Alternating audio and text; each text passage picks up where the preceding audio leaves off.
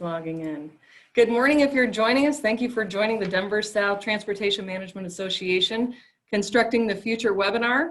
We had hoped to bring you this live, but as our world is changing daily, here we are in a webinar. So we're excited to share with you a lot of great information today. We will get started in 2 minutes. To be aware, you are muted as you are joining the call. You are muted, and also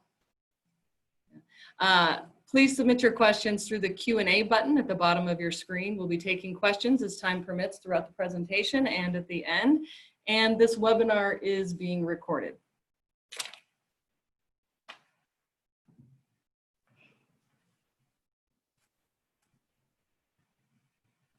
Good morning. If you are just joining us, this is the Denver South Constructing the Future webinar. If you're in the right place, if you're looking for updates for the region, just an FYI, you are muted as you join the line. If you have a question on any of the projects, please submit your questions through the Q&A feature at the bottom of the screen, and we will take those questions after each panelist, and hopefully at the end we will have some additional time for Q&A. And this is being recorded. We will get started in just a moment here.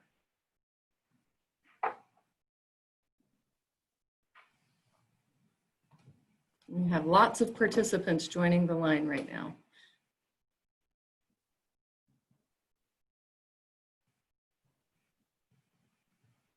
All right, good morning. My name is Cheryl Machado. I'm the Director of Communications and Public Affairs with the Denver South Transportation Management Association. We are so excited to bring you the Constructing the Future webinar that had previously been scheduled for April.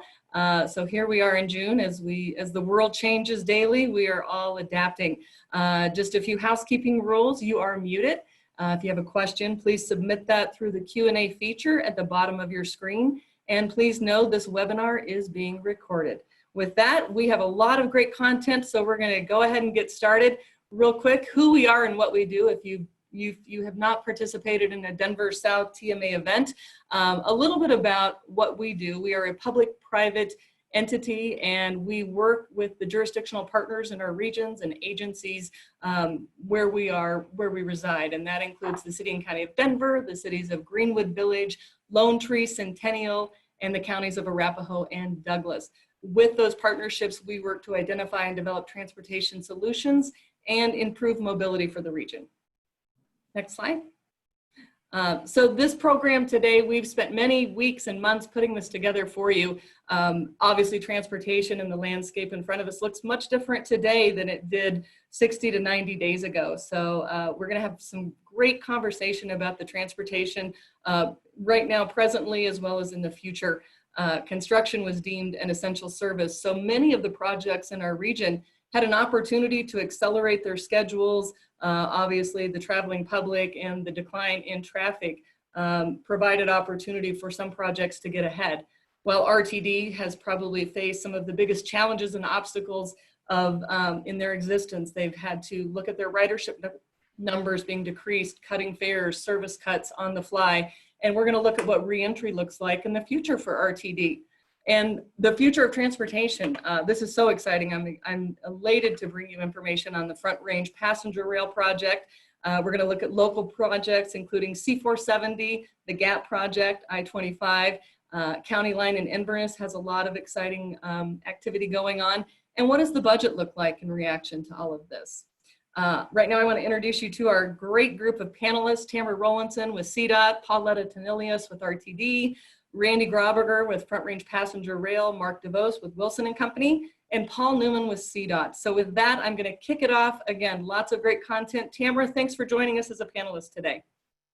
Absolutely. It's my pleasure, and it's kind of exciting to do a presentation this way. I think this is my first time, so this will be very interesting. I am Tamara Rowlandson. I'm the Communications Manager for Denver's CDOT Metro Region, which is referred to as Region 1.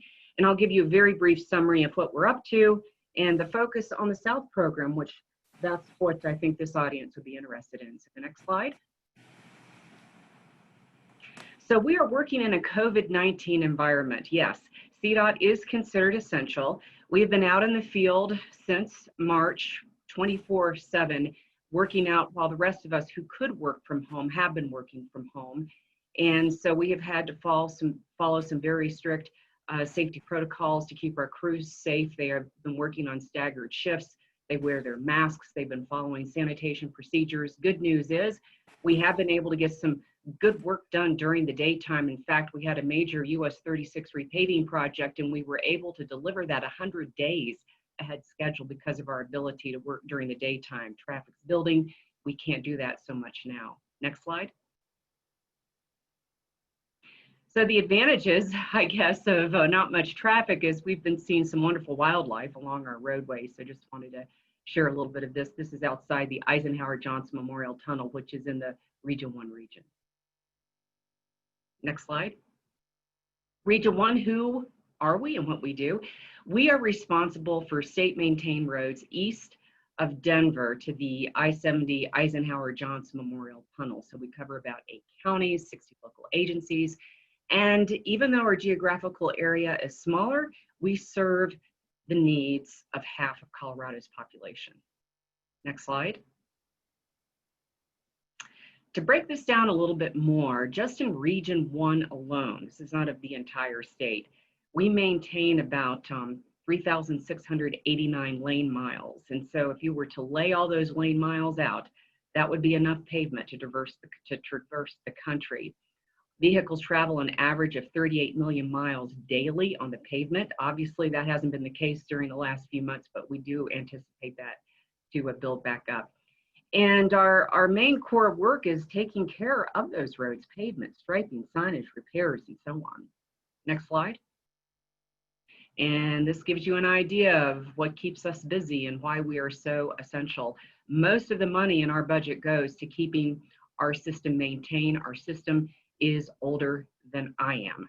So to give you an idea, we have definitely our challenges to keep our system in good shape. Next slide. So here are some of the major construction projects that are going on. We have Central 70 that's going on, I-25 South Gap, which Paul will get into later, C-470 Express Lanes, which I have some amazing news to tell you about that just in a moment. I-25 North Express Lanes, we completed that earlier this year. We opened the lanes for testing, and we will start our toll commencement on the express lanes this Friday. And we're building an express lane on the I-70 westbound mountain corridor that will be very similar to what we've done on the eastbound side to help traffic move more efficiently. And we have some low-cost solutions that are delivering some very good results. Next slide. C-470, yay, it's gonna open this month. We're so excited. Scheduled to open this weekend on 12.5 miles on C-470 between I-25 and Wadsworth. The express lanes will be free through the summer during the testing phase, and we expect express lane tolling to begin in mid-August. These are the toll rates. This is per toll point. Motorists will have the option to use the express lanes for a faster trip in exchange for a toll. They will always have the choice to use and travel the general purpose lanes for free. We anticipate up to 18 minutes of time and travel time savings. One thing to keep in mind, there will be no HOV option.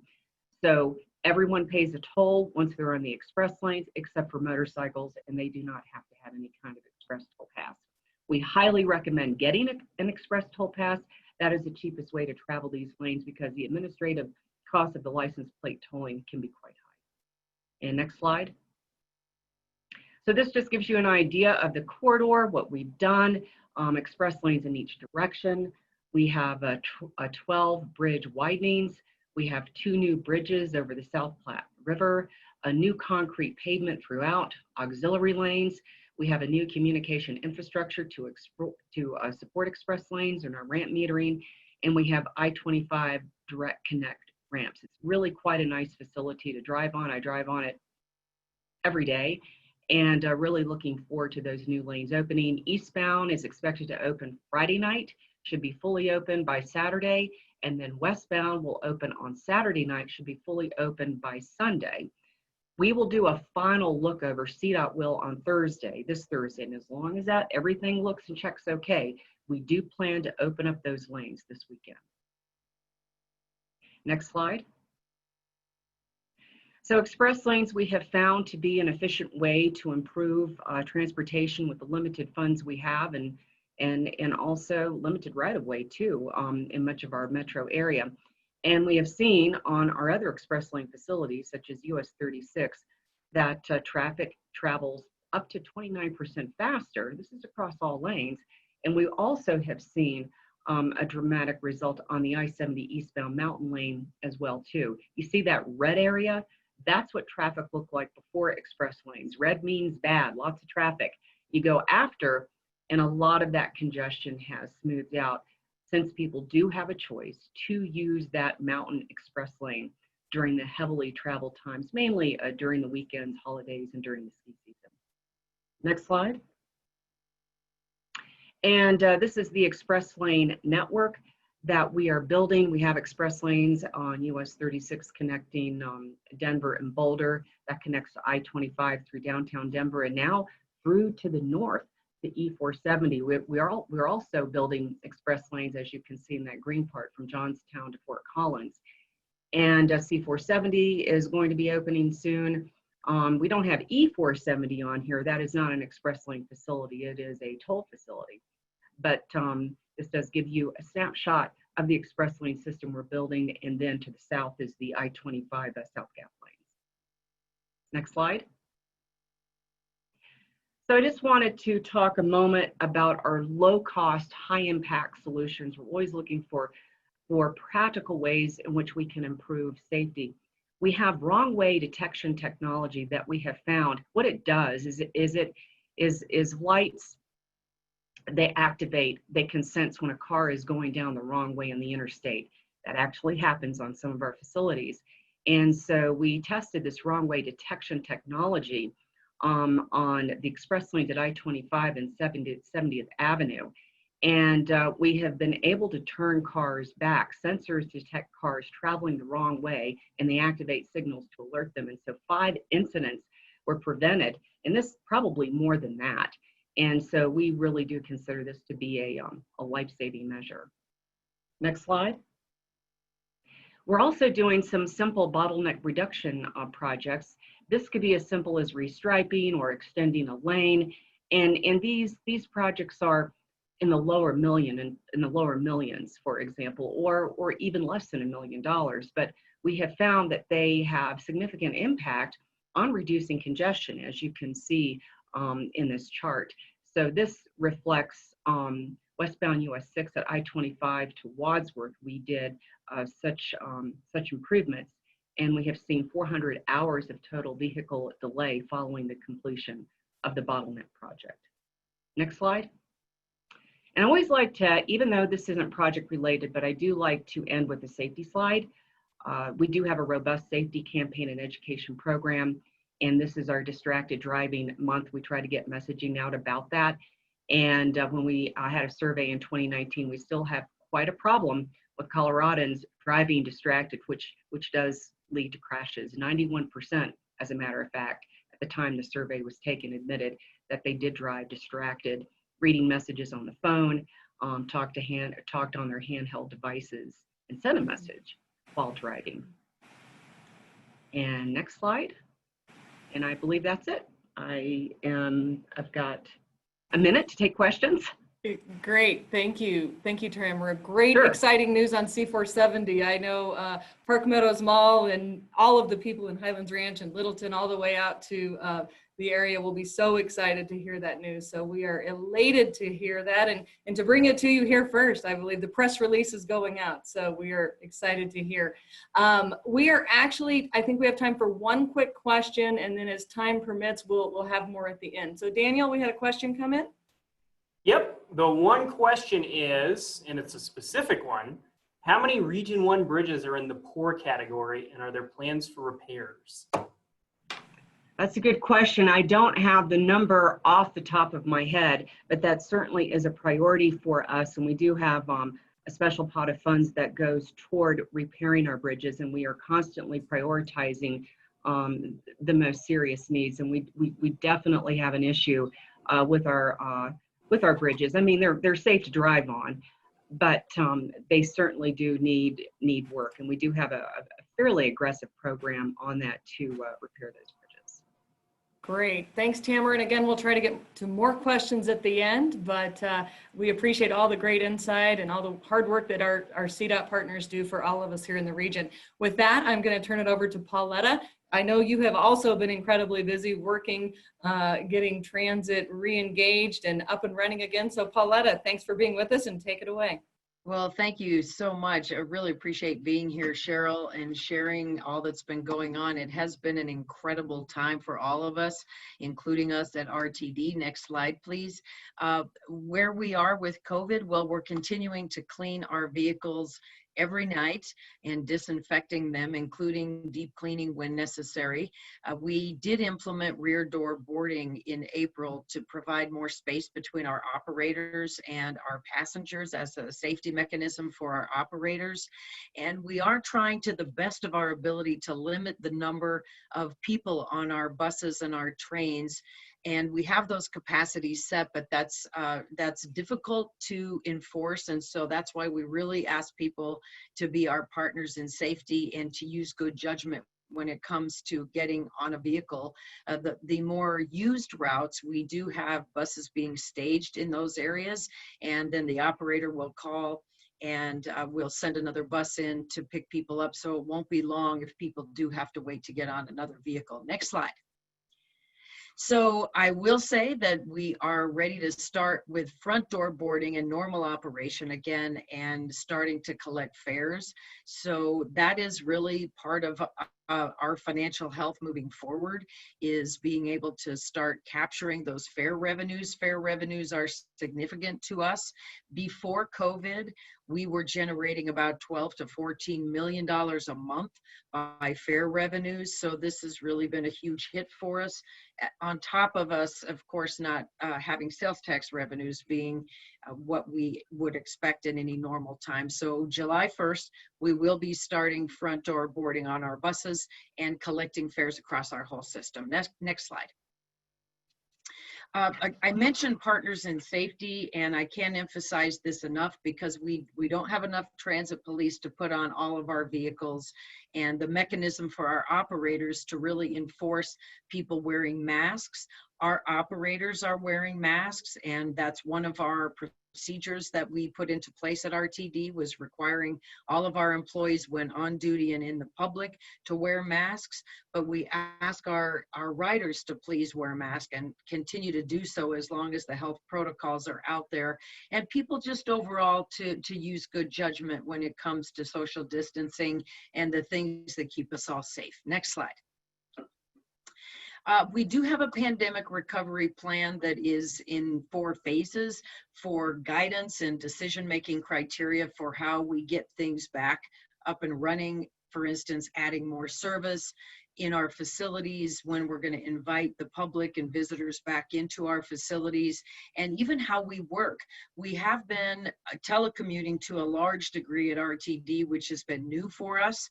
There have been some benefits of that, and there have been some real challenges. We are going to be putting out a survey to all of our employees who've been telecommuting to see what has been good about that. Do they feel like they've been more productive, less productive? What have been the barriers? Would they like to continue to do this to a certain degree moving forward? And so that is all part of what we're looking at as we march ahead long term. We are going to start bringing people back into our facilities, our workforce, in layers starting next week. And so we have some protocols for that as well. Next slide. We have had a huge impact, as I mentioned, to our budget, as most everybody can understand. That loss of fare revenues and sales tax has been significant to us. We have been in a reduction mode. Many things that we've been doing, deferring projects, looking at what kind of contracts that we are able to renegotiate. We have been cutting administrative costs. We have been talking about a furlough plan for all of our employees. Nothing has been set yet and put into motion, but we will continue to march forward with even more reductions at what we can do to help us with what is looming on the horizon, not only for 2020, but for 2021. At the current time, we are projected to have about a $230 million budget gap next year, which we're already trying to plan for. Next slide. A big help for us has been the stimulus money that we've received through the CARES Act.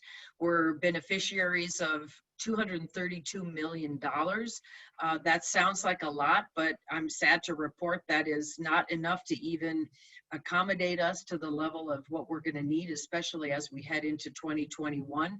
This isn't just a check that gets handed over. We do get this based on a reimbursement basis as we pay for items and we have expenses related to COVID. Next slide.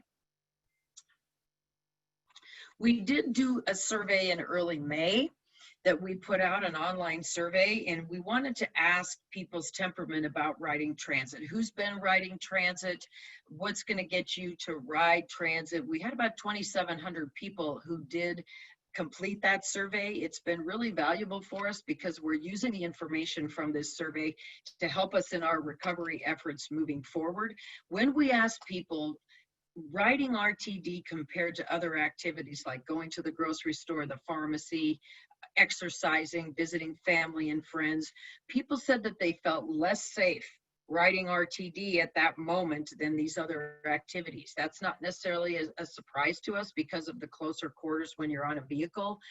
Many people are telling us they want to wait and see what happens with the virus. And many people who did ride RTD said that they rode it to take it to and from work, which again is not necessarily a surprise. Next slide.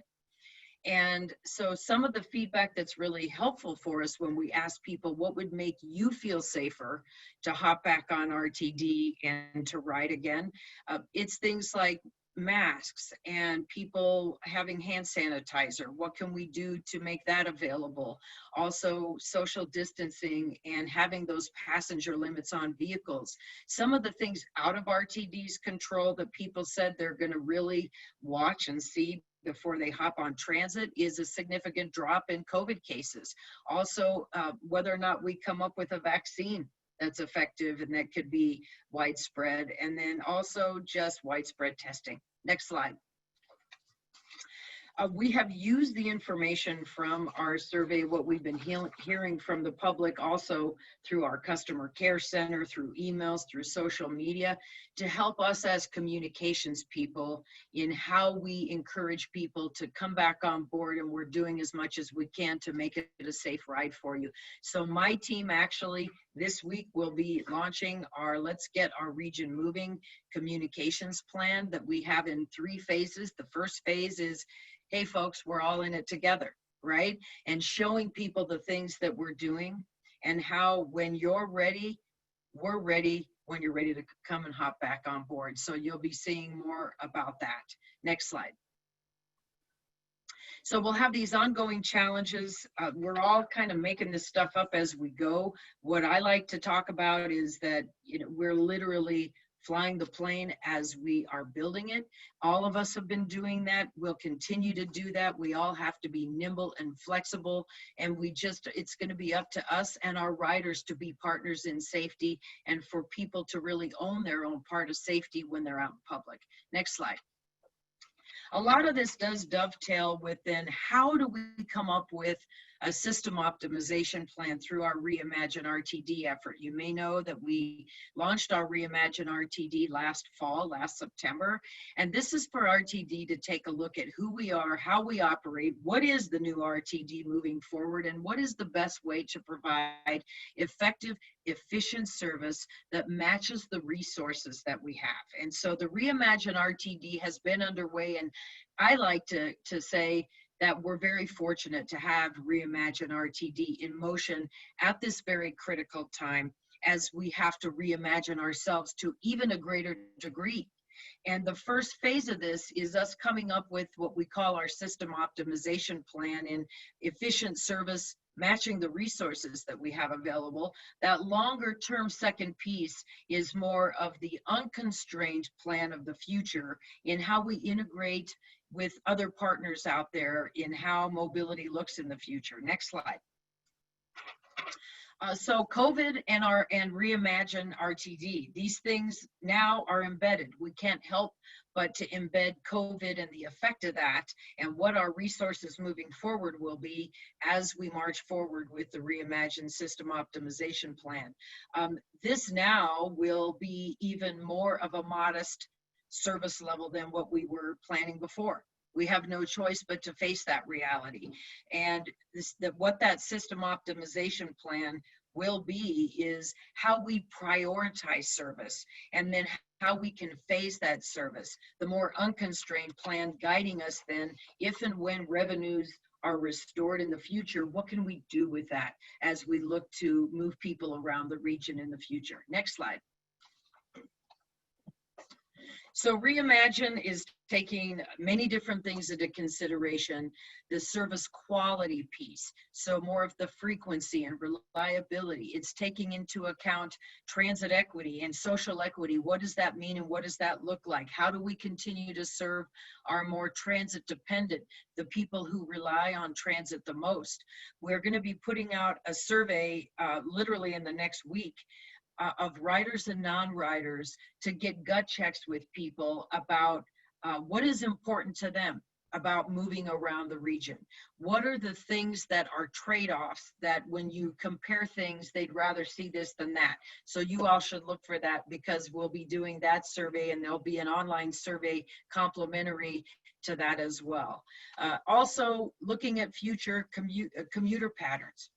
We have been able to, through Reimagine RTD, look at cell phone data through the consultant team that's been working with us and use that as a guide on how are people really moving around the region. And so that cell phone data, including that we've been able to get through COVID, is going to be very helpful for us as we move forward with developing whatever that system optimization plan will be. Next slide. Flexibility is going to be key for all of us as we work with all of our partners around the region. This is not just RTD determining this in and of ourselves in a silo. We have a technical working group and an advisory committee that are representative of many different sectors across the whole 8-county region that are helping us figure this out. And a big part of that is us having to be flexible, innovative, being partners in continuing to figure this out together. And I think that's it for me. Next slide might just be questions. Oh, our schedule moving forward, there will be more engagement and more opportunity for you and your constituents to weigh in on Reimagine. The people's voice, in my opinion, is a significant part of this because we're here to serve the public. So over the coming months, there will be ample opportunity. Some of it might have to be virtual. We're hoping we might be able to have some meetings in person, but we will track on that based on whatever our guidance is from health authorities. And I think now I'm ready to take questions if anybody has any.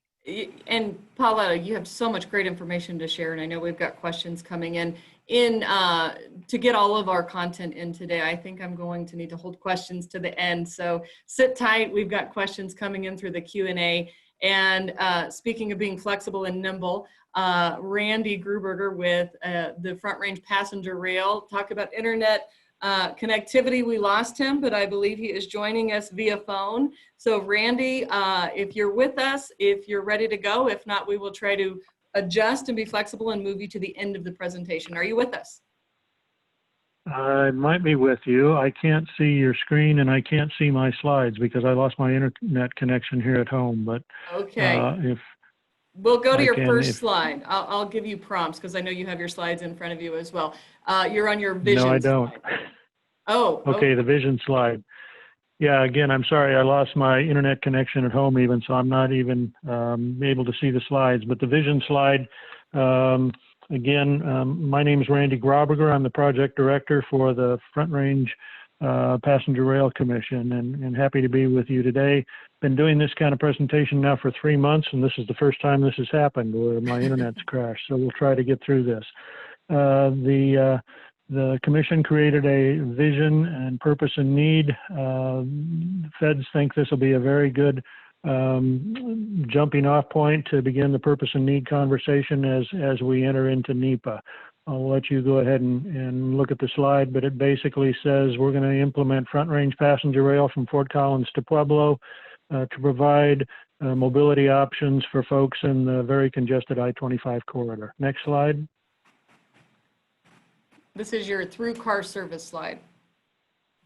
Okay, this is a map showing the Front Range corridor. The blue band is generally saying that we haven't identified the actual route yet, but the northern terminus is Fort Collins, southern terminus is Pueblo, and we're looking at routes either along the freight rail lines within the corridor or E470 or the I-25 corridor. Next slide.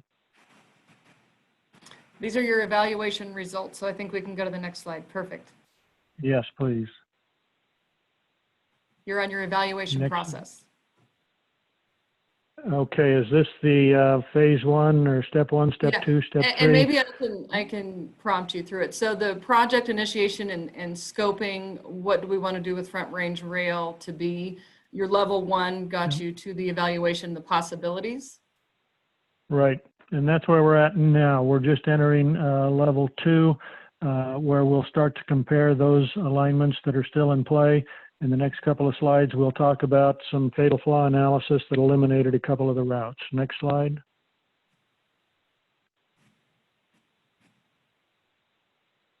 All right, here's your fatal flaw evaluation, the operational characteristics and the community environmental impacts.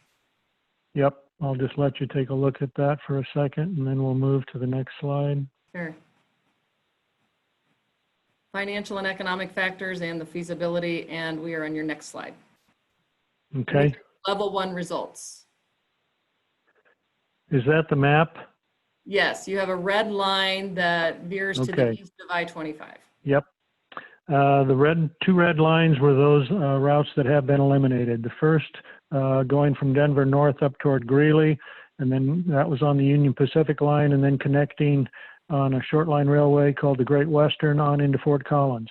That route was eliminated just because it didn't serve the population centers of Loveland, Berthoud, Longmont, and that central I-25 corridor.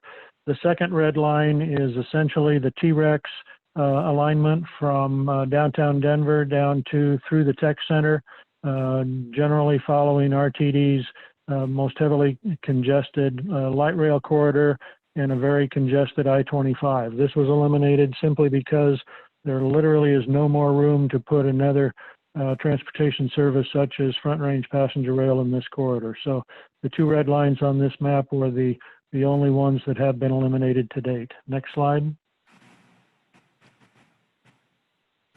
And this is your, the I-25 RTD, the light rail retrofit. Okay.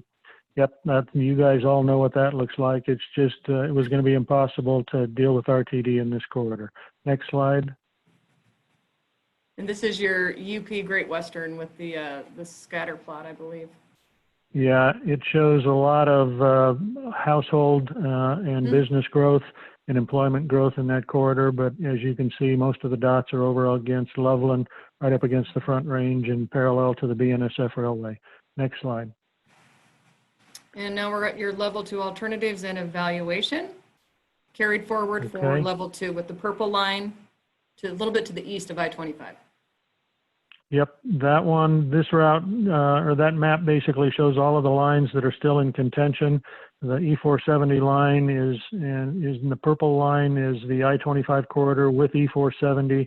That one would not access downtown Denver.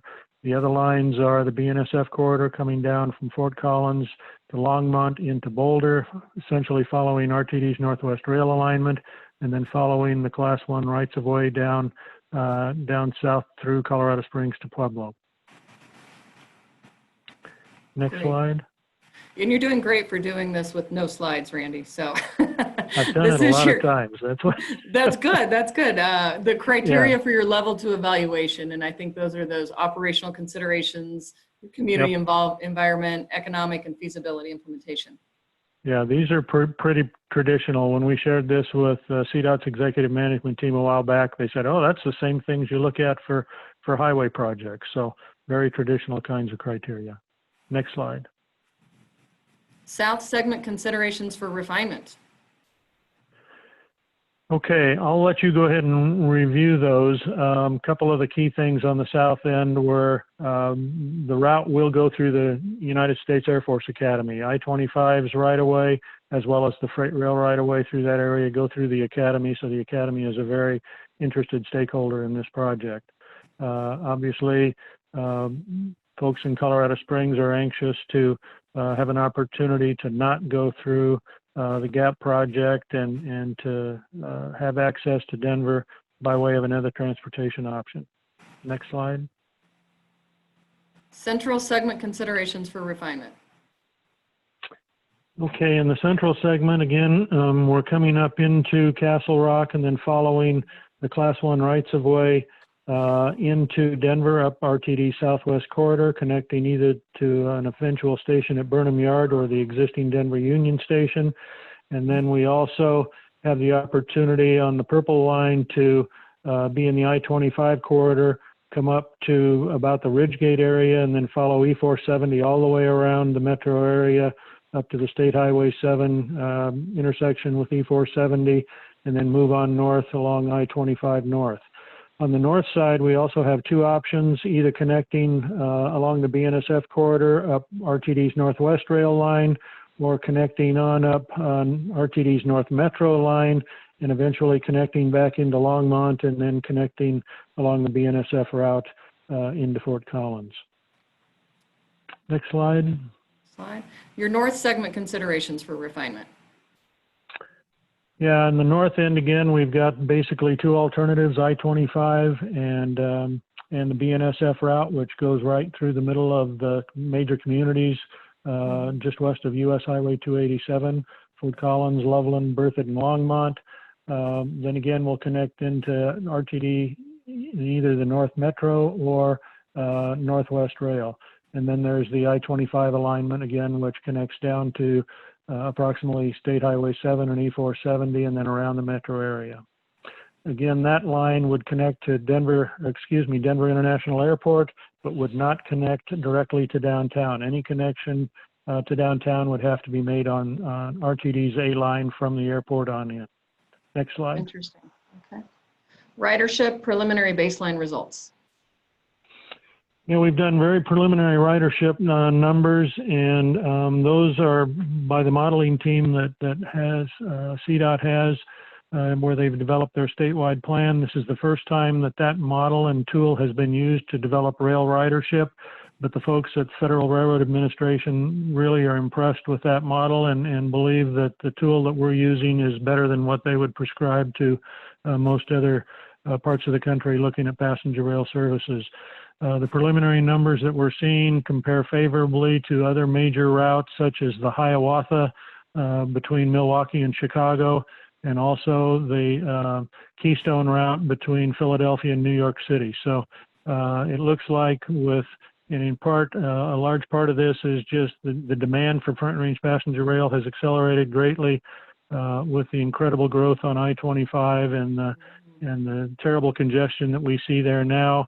And when we know we're going to have 3 million more people in the Colorado Front Range in the next 20 years, an additional express lane on I-25 isn't really going to take care of that load. So people are very excited about the possibility of Front Range passenger rail coming to them in the next 10 years or so. It is exciting. Next slide. And you did fabulous, Randy. That is your last slide. I know there's going to be a lot of questions coming in through the Q&A box. So we will come back to you if you can stay on the line. And again, thanks for working through that with us. So I appreciate it. Yep. And we will Sorry advance about the technology. It was great. I'm glad you've done that several times. You walked right through it. And with that, I would like to bring on Mark DeVos with Wilson and Company. Inverness Parkway drives, not drives, there's an S on there, because there are multiple Inverness drives. So we're all anxious to hear about the intersection reconstruction. Mark, thanks for joining us today. Well, thanks, Cheryl. You and Randy did such a great job. I think I'm going to put my COVID mask over my eyes and let you walk me through this. I don't think I'll do nearly as well as Randy did. I'm muting myself now. All right, appreciate it. Thanks for having me out. I want to talk about This intersection improvement project, as Cheryl mentioned, it's Inverness Parkway, Inverness Drive East, Inverness Drive West, kind of that convoluted connection to County Line Road that the county has asked us to look at redesigning into a more conventional intersection. The background of this is this County Line Road I-25 operational improvement study, corridor study that was completed from Yosemite to Inverness Parkway back in 2016. And really what came out of that was that there's just a lot of traffic running through from the east side of I-25 going west. We've got 2,600 and 3,450 in the PM, projected 2040 vehicles. So as we look at laying this out, we are looking at a massive need in terms of moving traffic. Currently, the project's going through 30% design, or in the final design process, we're at about the 30% level. We are looking to submit that later this fall. Got a lot of things that we have to analyze as we've dug into this project, and we'll wrap up final design in the first quarter of next year. Next slide. So if everybody knows about this area, you can see the Inverness Drive West going north from County Line. Inverness Drive East goes to the east from Inverness Drive West. County Line Road becomes Inverness Parkway going east and then to the south. So a lot of us that have driven this over the years recognize how congested this can be and how much of a challenge it is to work through the two intersections with all the growth that's happened over, the 40 years that the golf course is coming up on in the area and all the development that's happening. We need to come up with a better solution that helps improve how this operates. Next slide. So we talked just real briefly about the volumes, but what you can really notice is if we project this to a standard intersection in the PM peak, we've got 3,500 vehicles heading west towards I-25, and that's really a pretty balanced flow with traffic coming from each of the other three legs to get onto that. And really all we're trying to document here show is that we've got a lot of traffic, we're gonna need a lot of lanes. Next slide, please. So this is the new intersection as we've got it laid out now, the new gray for the roadway alignments. We've got some right-of-way needs in pink. That's a big consideration for the project and things that are taking some time for us. Green is spaces that were roadway that will come back to being opportunities for landscaping or other types of improvements that we might do in medians. Some new red medians in the area. This is the general layout that we're looking at, and we go from up to the north where Inverness Drive West starts to turn fully south, all the way down past Valley Highway, which is the cross street just to the south of County Line Road. Next slide. So breaking down those traffic flows, you can see it's 42% from the south. This is all PM peak in the 2040, 27% coming from the east, and 30% coming from the north. Adds up to just what we have, the 3450 heading towards I-25. What's important to note here is that as the traffic moves west towards I-25, 75% of that traffic continues west, trying to go west along the C470 or County Line corridor. 25% goes north. We'll lose another 25% as we get to the next ramp to go south on I-25. So fully 50% of the volume that we're seeing through this intersection keeps going west on County Line Road, and it's really because there's not a connection from I-25 to get onto C470. So there's really big service need in this area. As we look through the intersection improvements, we're also looking at things we can do to help things getting onto I-25. Next slide, please. So one of the things as we dig into this, and as everybody knows, utilities are an important piece of every project, but in particular, what we see in this part of the tech center, and I'm sure it's replicated in other parts of the tech center, there's just a lot of utilities, and in particular, the orange lines on this are fiber optic lines. We have a lot of fiber optic that parallels the existing roadway alignment, kind of outside, behind the sidewalks on each side. And so as we realign the roadway, we end up crossing a lot of those different utilities, a lot of those fiber facilities where they have fiberglass boxes that are behind the sidewalk. We now have to work out how they end up in the roadway. We're trying to manage the grading of the project to keep it above existing grades so that if those facilities can remain in place and just replace their fiberglass boxes with standard manholes or other types of vaults that can handle traffic, we allow for that without relocation. But this is going to be a big piece of the next steps of work that we do through the summer, is meeting with all these utilities that we have in the area and working with them on whether they can stay in place, be protected in place, or if we need to relocate them. So really a substantial effort that we've got over the summer. Next slide, please. So grading, we've got a lot of fall as we go from west to east along County Line onto Inverness Drive east. And similarly from north to south, there's a lot of fall going down onto Inverness Parkway to the south. So we've got a lot of grading that we've been doing to try to get this all tied in. We've gotten some property from adjacent property owners to help us with that. But as we dig through this, we realize that we're going to need some retaining walls as we get into the project. And that doesn't help us with cost, but necessary in order to implement this. Next slide, please. And this just shows those profiles that I was talking about as we go from west up by I-25 out to the east. There's a big fall. You'll notice kind of a hump there in the middle. That's a mound, a landscape mound that's right on the corner of the intersection with County Line Road and Inverness Parkway. That gets taken out. There's a lot of landscaping that gets removed with this project, but we'll be working with the Metro District to reestablish that in the future. And similarly, going north to south along Inverness Parkway and Inverness Drive West. Next slide, please. Talked about the retaining walls in the northwest quadrant. We're going to have to do a caisson wall is the best thing we can do in that area up against Homewood Suites, working to keep their parking lot in operation while we also widen the road to get the alignment we need for our new project up to 15 feet in height. And then opposite that in that southeast corner, we're looking at a standard cast in place retaining wall from 2.5 to 14 feet. Just so that we can, as we impact that parking lot and some of the right of way that we got in that corner, we can leave them with some parking to help keep that facility operational. Next slide, please. So our current project schedule, as we said, we've been refining preliminary design since June. We'll continue that through the fall of this year. Do a lot of subsurface utility engineering and coordination work up through May of this year, and then start doing all that coordination from now until we get to final design submitted in roughly March. Going through right-of-way acquisition, coordinating with those other property owners that are impacted. Final design will start up after we submit and carry us into early 2021. And hopefully construction will start June of 2021, last about a year, all conditional upon how COVID impacts county financing and other agencies' financing. Next slide, please. So as we look through the design right-of-way utility construction costs, currently we're sitting at about $9.5 million. Douglas County and partners in the project have contributed the amounts shown here. Inverness Metro District has helped us out with right-of-way acquisitions. So these are our funding partners, and this is where we stand right now with the project. Next slide.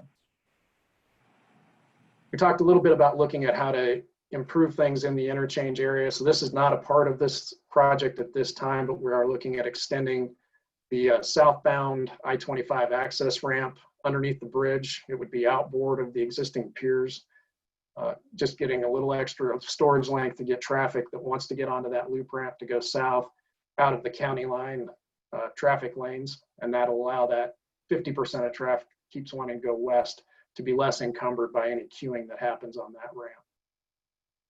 Next slide. Got there pretty quick, I think.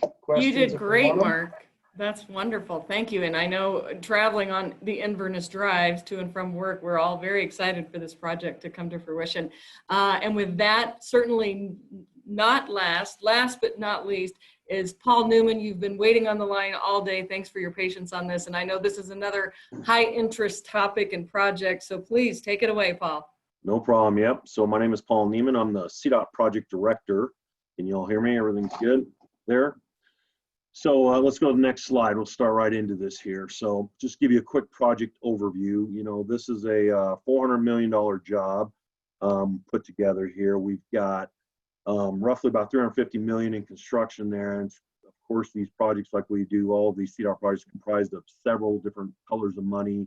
We have federal infra grant in this project, state funding, Senate Bill 267 monies, local participation, safety funds, freight funds, and bridge enterprise funds, probably a couple other funds too. I don't even know about that go into these projects to come up with that 400 or so plus million as we do on all these projects. So I've got, so this project started as a, we started as a CMGC project to deliver it basically. And so we did that because that's a real fast way to get these projects out the door, The governor had given us initiative to get this project out, and so we developed and went through our hierarchy to develop the guideline in which we were going to deliver this project, and CMGC popped to the top of the list. So what that is we get a contractor on board early in design to help us coordinate and advise us on some of the design aspects of the project, and it lets us build it a lot more efficiently because we build it how a contractor would build it instead of a designer just designing it, not knowing what some capabilities are of contractors, how they can build things more efficiently. It puts us right together in the same room. So we started that process in early 2018, and the other advantage of CMGC type of delivery method in contracting is it allows us to package the project. So what you're seeing on the screen here is the packaging that we've done. We put it out in 3 different packages, and allows us to start portions of the work early and get going on it. So we got the contractor on board in early January 2018, and we put this first package out in September of 2018. And so, we chose this strategically. This was an easier part of the project, basically no bridges involved in this section here, but rather just widening and fence and guardrail improvements like that. So we look at my notes here, what else? So this is 18 miles was the project, right? It goes from Monument to Castle Rock Castle Rock to Monument. And which this portion of the highway had really not seen improvements. I believe it's since the 50s, 1950s, we had not really done real improvements in this section of the highway. So the project, main reasons for this project through our EA process came out of that. The EA was to provide safety and trip reliability, really the main purposes of this project. So we accomplished that with a couple things in our design. So the safety aspects really include widening the shoulders, climbing lane for trucks, improved chain-up stations, wildlife crossings, fencing for wildlife, upgraded striping, delineation, lighting, guardrail, ITS elements, cameras and fiber, all that type of stuff, add to the safety elements. And then the trip reliability came out of the TEL, so the Toll Express lane. So that really provides the other part of that, the 2 main focuses of this project to get to deliver to the public, basically. So I think if you just look at that slide there, just shows the breakout of it, the north section, middle section, south section there. So the south section actually went second. We began that in December of 2018. And then that middle section went on about a year later, we got into that one. That's the most difficult part of the project there, with many bridges in close proximity there at Upper Lake Gulch, Spruce Mountain, those types of things, wildlife crossings. So all the wildlife crossings we're doing 4 new ones, and those are actually full bridges. As the deer or animal looks at that bridge is 100 foot wide underneath there. So traffic and all of those traffic rides above where the wildlife animal would go under the structures. So, and then you see the last thing there is a package 4 we added in is County Line Road Bridge. So that bridge was scheduled to go into this project, but we were looking for other resources there, and we found BE, the Bridge Enterprise money, that was able to help us fund that part of it. So we actually ended up adding that back into the project because that had kind of gotten thrown out as we went through our evaluation, design, and construction. So let's move on to the next slide here. So this is what we're building, basically the typical cross section. Not a lot to say here, but just rather, where it was and what we're doing now below there, the proposed section. You see the improved shoulders for emergency response, for breakdowns, for anything. That's a huge part of this project here, as we had those 2 fatalities with CSP officers prior to this, and there's just no room for people to go anywhere when there's an incident on the border due to the existing shoulders that were there. So and the TEL is showing there, the express lane is showing, up against the median basically, and there's still shoulder and a buffer there. So let's go to the next slide. Try to move on here. So going to what we're doing this year, I mean, we've done a lot. 2 years, we've spent probably $170 million already that we've done in work, and we are busy this summer. This is going to be one of our busiest summers. We have all 3 packages online. So we have really the story here, and all this is just these major traffic switches that will be coming up. We did one last Friday. put traffic over on southbound right in just south of Plum Creek. That was a major shift there, pushed traffic all the way to the outside. They're now on brand new pavement and final pavement there actually. So we've got a ton of different traffic switches coming up. Greenland is coming up in a few weeks down south. We're going to actually see traffic on the new structures there. We rebuilt the Greenland interchange and built a new wildlife structure adjacent to that and brought that grade up. So the traffic will be switched to that in a few weeks. We will be switching northbound traffic. There's a lot of traffic switches at Spruce Mountain. We've got all kinds of things going on there because we have the mountain, the bridge out there, right there in Larkspur. And so we've got traffic phased under that, which we will do in multiple traffic switches in there come later this summer, just to finish out the bridges. There's 4 bridges in that proximity right there. We're rebuilding between Spruce Mountain, Plum Creek, Upper Lake Gulch, and there's a wildlife bridge and the existing Plum Creek structure that we're rebuilding that bridge also. So that's a really tight section in that middle area right there at Larkspur. So the biggest thing I put on here really is this asphalt paving. That is our critical path on this project. This project has about 800,000 tons of HMA and paving that we are doing. We've done about 200,000 so far, and we are trying to do 350,000 tons this summer. So, and actually not just this summer, through December is what I understand from the contract. So that's quite a bit of paving. I mean, typically we do CDOT overlays. We do 40,000, maybe 50,000 tons on a 2-mile overlay that takes us about 6 months to complete.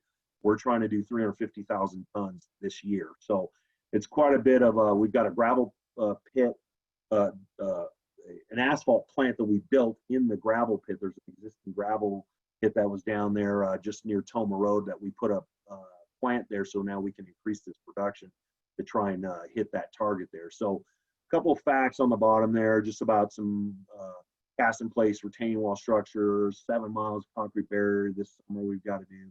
2,500 linear feet of sound wall, and then deer fence, deer guards, drainage pipe, all those elements that we're doing. That's really the part of this job. It's 18 miles of widening and 9 bridges. Now it's a 9 bridges in there, and deer fencing. Those are kind of the main elements of the whole project. Nothing crazy and innovative on this job. We're not doing any slides on bridges, nothing real fancy, just straight construction civil work with paving, drainage, retaining walls, median barrier stuff. So we have a lot of bridges though. Like I said, we have about 150 girders we are placing on this project. So let's go to the next slide. These are just a couple of the things we added into the project, but didn't really add them. These are things that were scoped originally. The County Line Bridge now, which is the El Paso, Douglas County divider there. That bridge is now, we've got money, that's bridge enterprise funding. So we are designing it now, and it'll start in construction about December and go right into the project there, right into the mix. As we build the other 8 bridges, the timing for this is perfect because we're kind of a bridge, building machine. We go one bridge, move to the next. We just keep a production line going. So this bridge will fit right into our schedule at the end of this year here as we get it designed this summer. So Monument Hill climbing lane, that was something we originally had in too, but we didn't have the funding for it. We were able to get freight funding for that and allow us to complete and carry that over Monument Hill through County Line, through the County Line Bridge. So that's another reason for the County Line Bridge replacement. We need that extra width under the bridge to carry the climbing lane up and over the hill there to the port way station down there. So, and then we have the auxiliary lane. We're adding this full auxiliary lane from Skyview to Spruce Mountain. That was planned, like I said, too. We just didn't have the money for that. We found that that's a huge traffic improvement there just for the Renaissance Fair, and just that there's always some issues in there. So Douglas County pushed us to put that in there, and we found a way to get that in there too. And then we're improving the chain-up station. Right now, we don't really have a chain-up station. They use the old southbound rest stop as the chain-up station. CDOT maintenance does, and so they've kind of got it's just a made-up kind of station there. Now we're actually going to build a better station that's more adjacent to the road, better, easier for the trucks to pull off and chain up and get down the road. So next slide. And then this is really my last slide. I think here's just a bunch of the safety efforts we're doing on the project. We've done a lot of unprecedented safety improvements and things while we're in construction. And I mean, there's a whole laundry list here of things we've done with just standard reducing speed limits, but we're using the smart work zone system devices, which comprise a portable variable speed limit sign, so we can adjust the speed limits when we need to, when traffic's bad, incidents, types of things like that. We can do different things with that when we're into lane closures or whatever. We've got this operations center, which is the picture kind of in the lower right there, the 6 TVs. That's an operation center. In our field ops out there, we have operators on site that the project's paying for to kind of watch these cameras and help us coordinate the courtesy patrol, tow trucks, the incidents, things like that, to help get vehicles and things out of this 18 miles if we see a breakdown or an accident or an incident like that.